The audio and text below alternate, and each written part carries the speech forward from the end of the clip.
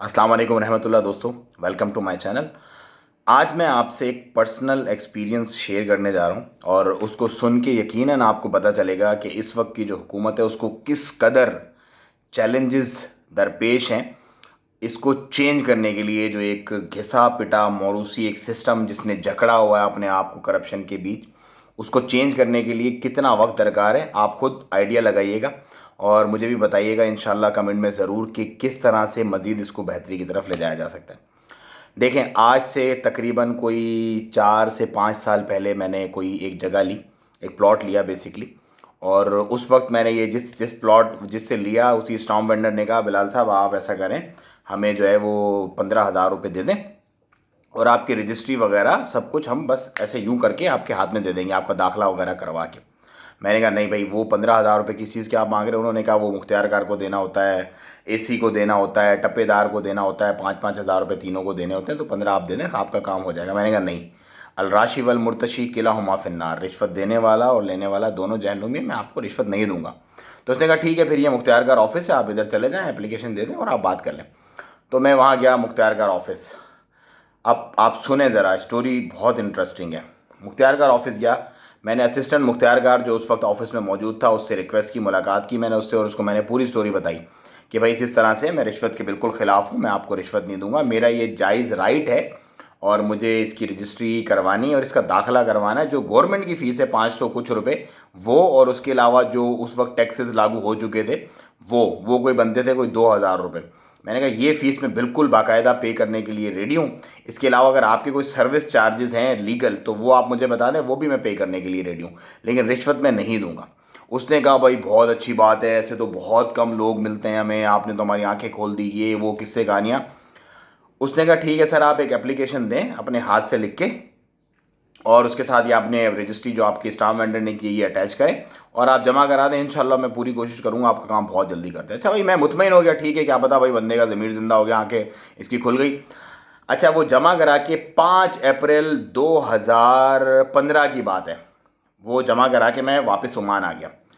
अच्छा, उसके बाद फिर मैं उस बंदे से फॉलो अप लेता रहा, व्हाट्सएप पे मैं बाकायदा उससे टच में रहा, भाई क्या हो रहा है मेरे, उसका क्या हो रहा है। अभी वो कह रहा है अभी मेरी मुख्तियार कार के पास चला गया, फिर 2 महीने बाद फिर उसने कहा वो जो है वो एक दूसरा पटवारी है बीच में उसके पास है, फिर उस तकरीबन 6 से 7 महीने बाद कहा वो एसी असिस्टेंट कमिश्नर जो है वो उसके पास है और आप बिल्कुल बेफिक्र हो जाओ, ये वो। अच्छा, जब मैं मेरा फिर दोबारा से तकरीबन कोई 1.5 साल के बाद जाना हुआ, तो वैसे ही मैं गुजर रहा था उस इलाके से, तो मैंने कहा यार चलो मैं पूछ लेता हूँ कि क्या सीन है इसका। मैं गया उसके पास, मैंने कहा भाई क्या बना, वो रजिस्ट्री जो मैंने दी थी आपको होने के लिए, जो दाखिला होने के लिए दिया था, उसका क्या बना? उसने कहा भाई बिलाल साहब, ये तो असिस्टेंट कमिश्नर जो है वो, देखे मैंने तो बिल्कुल सब कुछ हो गया, लेकिन असिस्टेंट कमिश्नर जो है वो कह रहा है कि भाई मुझको तो लाजमी पैसे चाहिए वरना मैं नहीं करूँगा। मैंने कहा आप मुझे कहानियाँ सुना रहे हो इतने अरसे से कि ये यूं हो रहा है, उसके पास है, वो ऐसे करा वो ऐसे करा, 1.5 साल के बाद भी नहीं हुआ। मुसलसल फॉलो अप था, मुसलसल, क्योंकि वहाँ पे कोई ऐसा बंदा था नहीं जिसको मैं भेज सकता खुद इन पर्सन जाके, लेकिन मैं खुद उससे फ़ोन पे टच में था। अच्छा, वहीं से मैं निकला तो वो जो स्टाम्प वेंडर था उसके ऑफिस में भी जाना हुआ, कुछ और मामला थे उसके सिलसिले में, तो उसने मुझसे पूछा हंस के, हाँ भाई बिलाल साहब, आपकी वो जो रजिस्ट्री थी उसका क्या बना, हो गया दाखला?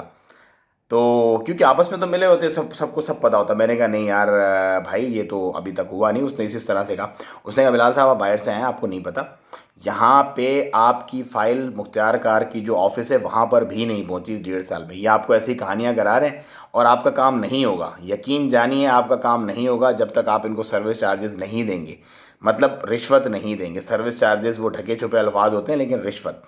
अच्छा, उसके बाद उसके साथ ही जो एक चपड़ासी था ना, उस मुख्तियारकार ऑफिस का चपड़ासी, ग्रेड 1 का एम्प्लॉय, ग्रेड 1 लेवल 1, जिसकी सैलरी तकरीबन कोई 12 से 13 हज़ार रुपये थी उस वक्त की मैं बात बता रहा हूँ, बेसिक सैलरी, और जो अलाउंस वलाउंस मिला के कोई 15-20 हज़ार रुपये बनती थी, वो बैठा हुआ था।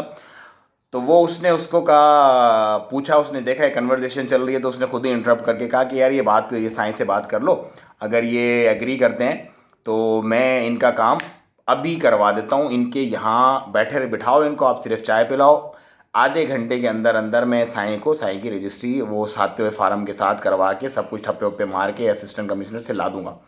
तो मैंने उससे पूछा यार ये कौन बंदा, इतनी पहुंच वाला और इतना इसका असर रसूख, के आधे घंटे में कह रहा है अगर मुझे पैसे दे दें तो मैं ला दूंगा। उसने कहा ये चपड़ासी है। ये चपड़ासी है असिस्टेंट कमिश्नर के ऑफिस का। तो आप लेवल ऑफ करप्शन चेक करें कि किस कदर क्या दरपेश हैं इस गवर्नमेंट को मसाइल। मतलब इस कदर रगों के अंदर जैसे कैंसर फैल जाता है ना, तो उसको तो कीमो वगैरह से इलाज कर सकते हैं कि निकल जाता है, वो बेजान सी एक चीज़ होती है। लेकिन ये जो कैंसर फैला हुआ है ना पाकिस्तान के अंदर, इसको पाकिस्तान की रगों से निकालने के लिए कीमो से भी किसी बड़ी चीज़ की ज़रूरत है।